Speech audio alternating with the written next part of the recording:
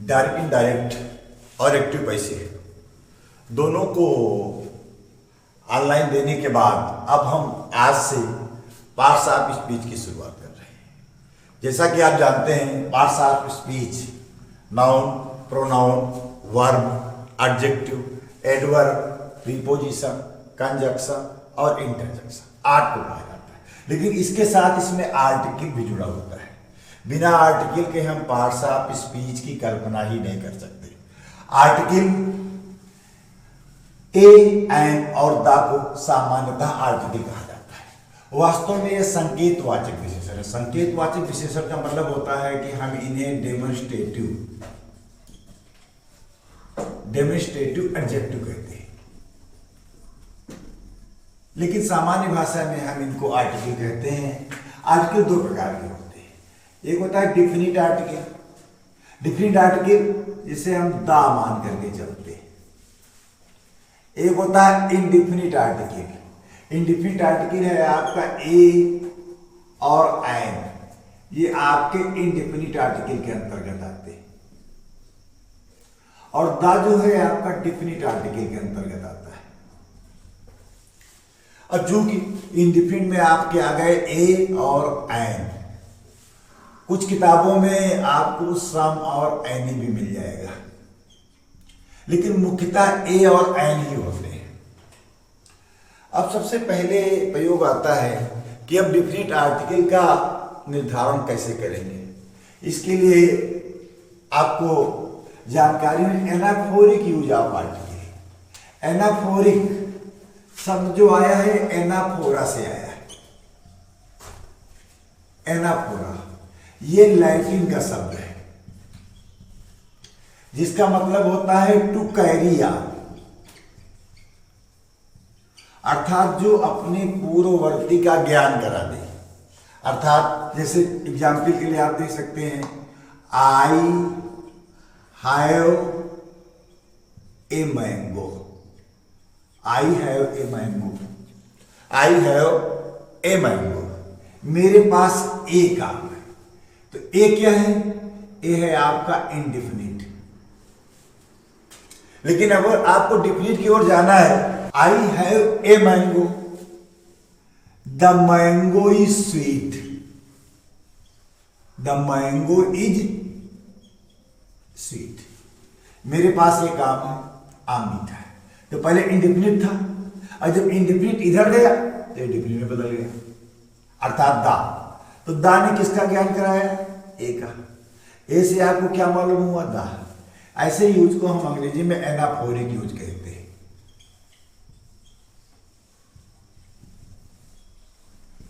लेकिन हम ग्रामर के बहुत विस्तार में नहीं जाते, हम आपको केवल बताएंगे इनडिफिनिट आर्टिकल और डिफिनिट आर्टिकल। तो डिफिनिट आर्टिकल है दा, जो कि हम इस निष्कर्ष पे पहुंचे। अब आता है rule number 2, use of the. The का प्रयोग किसी खास व्यक्ति या वस्तु का उल्लेख करने के लिए किया जाता है। ऐसे ग्रेट पर्सनैलिटी, ऐसे हम एग्जाम्पल के लिए ले रहे हैं Ashoka the great. Ashoka the great, Ashok महान। अशोका द ग्रेट अर्थात हो गए आपके अशोक महान। दूसरी पर्सनैलिटी आपकी हो जाएगी Buddha the great. Buddha the great मतलब बुद्ध महान। इसी प्रकार से हम सकते हैं Alexander the great. Alexander the great मतलब सिकंदर महान। आप कहते हैं किसी खास व्यक्ति, वस्तु। अब वस्तु में हम ले सकते हैं जैसे द ताजमहल, आपका आ गया द ताजमहल। द ताजमहल जो चीज यूनिक है वो अपने साथ रख लेंगे। दूसरा the red fort.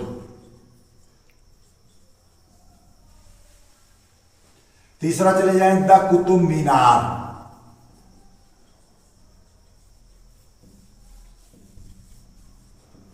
The Qutub Minar. इस प्रकार से हम समझ गए कि किसी खास व्यक्ति वस्तु का प्रयोग करने के लिए हम आर्टिकल द का प्रयोग करते हैं। अब कि पहले भी द का प्रयोग किया जाता है, जैसे name of reverse the Ganga, the Yamuna, जो अपने में यूनिक है वो आर्टिकल लेंगे। अब आया sea, the Pacific Ocean,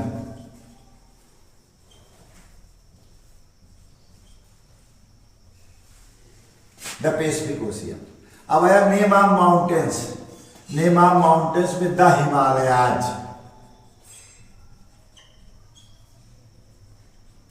the Himalayas, the Rocky, the Alps. इस प्रकार से जो अपने में अकेली वो ले लेंगे। और नेम ऑफ हिस्टोरिकल बिल्डिंग्स मैं आपको बता ही चुका हूं, जैसे द ताजमहल, द आनंद भवन,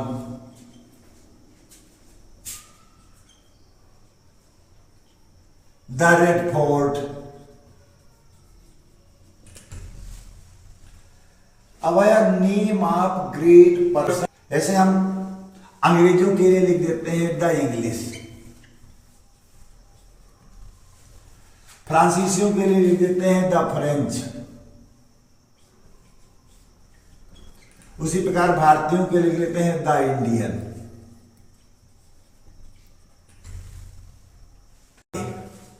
ए का प्रयोग काउंटेबल नाउन के पहले किया जाता है।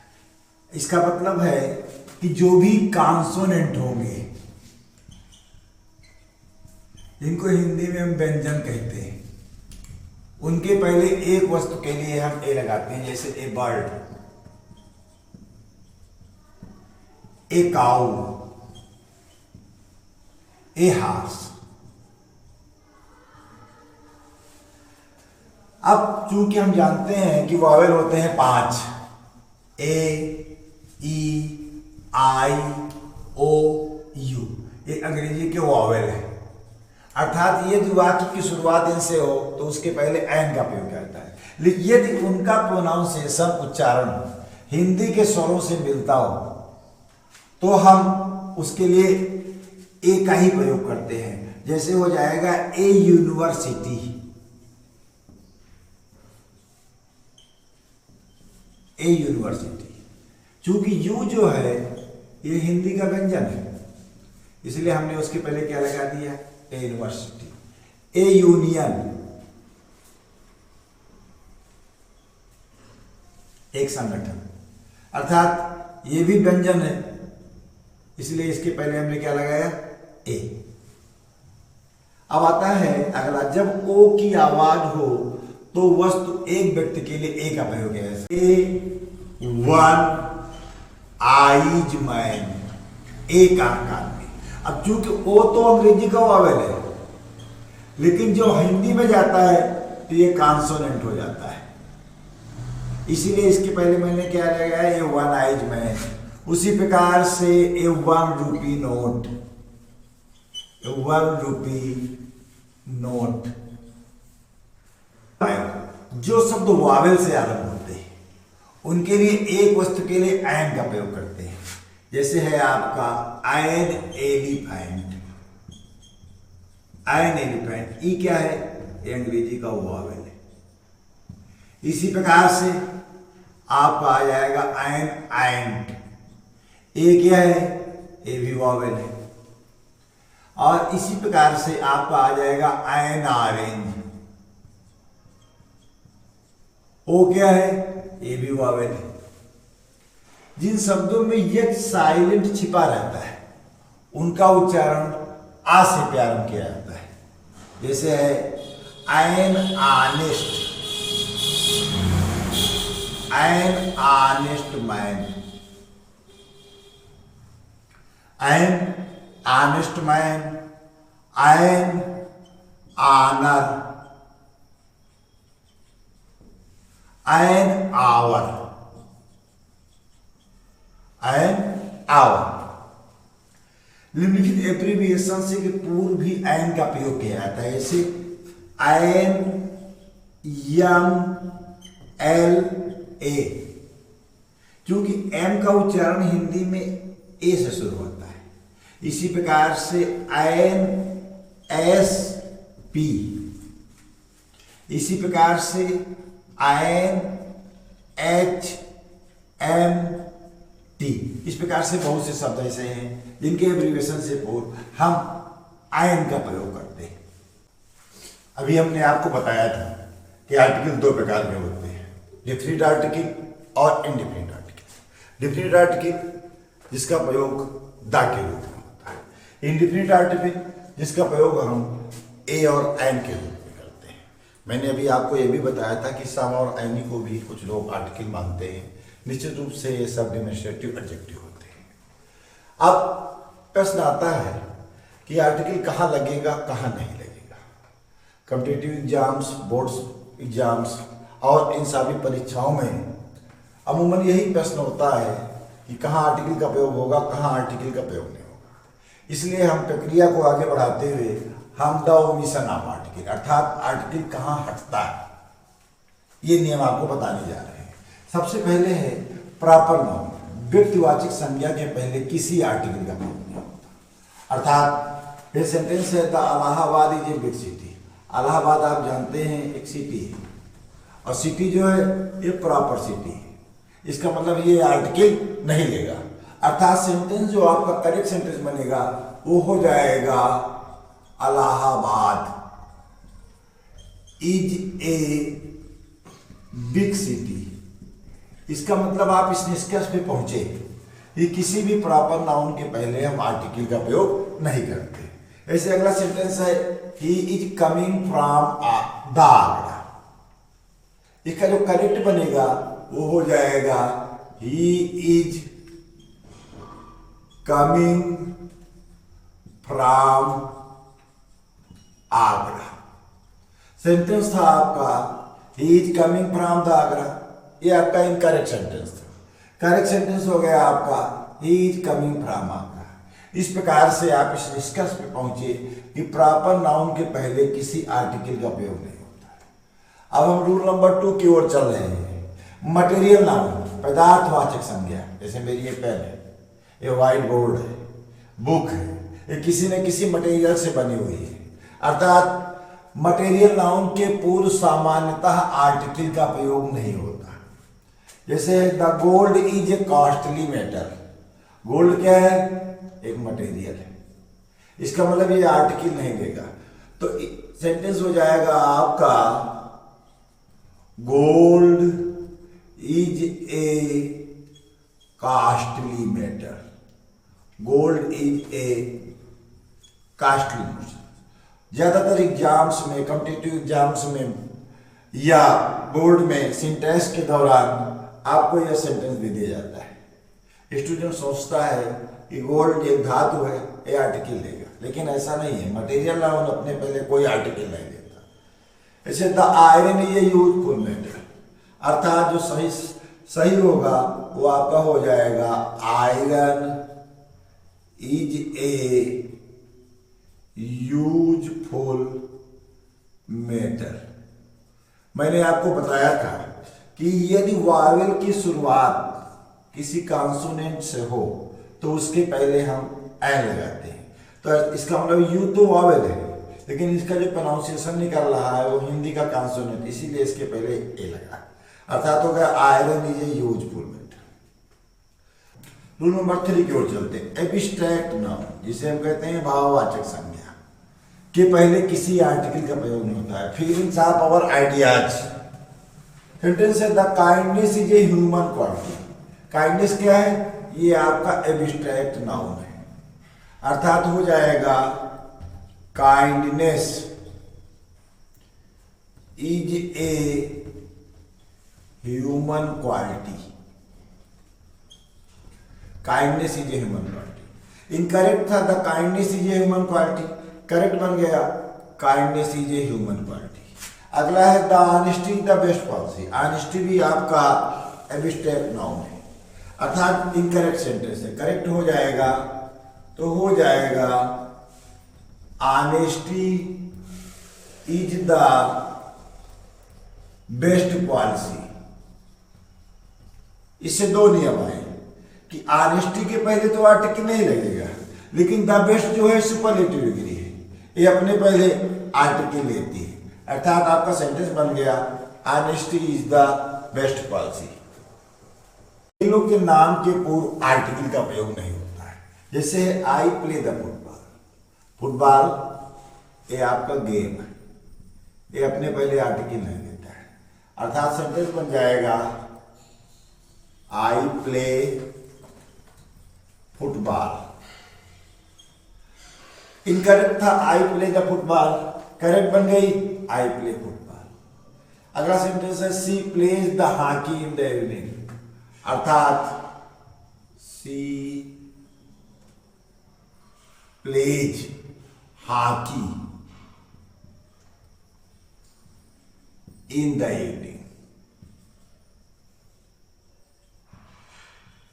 इनकरेक्ट था she plays the hockey in the evening, correct बन गई she plays hockey in the evening. इसी प्रकार से रूल नंबर 5, जब कॉमन नाउन अर्थात जातिवाचक संज्ञा व्यापक अर्थ में प्रयोग होता है तो इसके पहले आर्टिकल का प्रयोग नहीं होता। जैसे ए मैन इज मॉर्टल, कोई एक व्यक्ति नहीं मरता है, यहां तक प्रश्न कर रहा है पूरे मानव समुदाय का, अर्थात ये अपने साथ आर्टिकल नहीं लेगा, तो हो जाएगा मैन इज मार्टल। इनकरेक्ट था मैन इज मार्टल, करेक्ट हो गया मैन इज मार्टल। अगला sentence the mankind will always remember the Buddha and Jesus, अर्थात हो जाएगा mankind. Mankind will always remember the Buddha and Jesus. Incorrect था the mankind will always remember the Buddha and Jesus, correct हो गया mankind will always remember the Buddha and Jesus. Plural noun अर्थात plural countable noun के पहले article नहीं लगाया, जैसे the dogs Barker, कुत्ते भौंकते, अर्थात सेंटेंस जो हो जाएगा वो आपका हो जाएगा डॉग्स बार्क। इनकरेक्ट था द डॉग्स बार्क, करेक्ट हो गया डॉग्स बार्क। इस प्रकार से हम इस निष्कर्ष पर पहुंचे कि ये सब जितने भी रूल्स बताए गए इसमें कहीं भी आर्टिकल्स का प्रयोग नहीं होता है, सेंटेंस के पहले आर्टिकल का प्रयोग नहीं होता। ऐसे सेंटेंस है the father has gone to the post office, correct हो जाएगा आपका father has gone to the post office. इसका मतलब फादर, मदर, अंकल, आंट ये अपने पहले आर्टिकल नहीं लेते। इनकरेक्ट था the father has gone to the post office, correct बन गया father has gone to the post office. The mother is ill, correct हो जाएगा आपका मदर इज इल। इनकरेक्ट था the mother is ill, correct हुआ mother is ill. Rule number 8, vocative sentence जिसमें गायब होता है के नाउंस के पहले आर्टिकल का प्रयोग नहीं होता। Sit down the voyage, sentence हो जाएगा आपका सिट डाउन वॉयज। इनकरेक्ट है sit down the voyage, correct हो गया sit down voyage. Come here the girls, correct हो जाएगा कम हियर गर्ल्स। इसी प्रकार से रूल नंबर 9 है दिन के पहले आर्टिकल का प्रयोग नहीं होता। जैसे she come here on the Sunday, sentence हो जाएगा आपका she come here on Sunday. Omission of article. अब हम जा रहे हैं रिपीटिशन ऑफ आर्टिकल, अर्थात कहां कहां पर आर्टिकल रिपीट करता है। जैसे यदि नाउन प्लूरल है तो आर्टिकल को दोहराने की आवश्यकता नहीं पड़ती। जैसे है द बॉयज, ये आपका प्लूरल है। द गर्ल्स, ये आपका प्लूरल है। इसका मतलब अगर आगे वाला प्लूरल है पीछे वाला प्लूरल है तो आगे वाले आर्टिकल पर ही दोनों आधारित हो जाते हैं। अर्थात सेंटेंस हो जाएगा आपका the boys and girls are going to school. Incorrect था the boys and the girls are going to school. Correct हो गया the boys and girls are going to school. अर्थात यदि नाउन प्लूरल हो तो हमको आर्टिकल दोहराने की कोई आवश्यकता नहीं होती। इसी प्रकार से अगला है the first and the second chapter are interesting. प्रथम और द्वितीय दोनों चैप्टर रुचिपूर्ण है। अर्थात यहां भी आर्टिकल है और यहां भी आर्टिकल है, लेकिन चूंकि पहले पे दूसरा आधारित है इसलिए जो सेंटेंस बनाएंगे वो आपका हो जाएगा the first and second. The first and second chapters are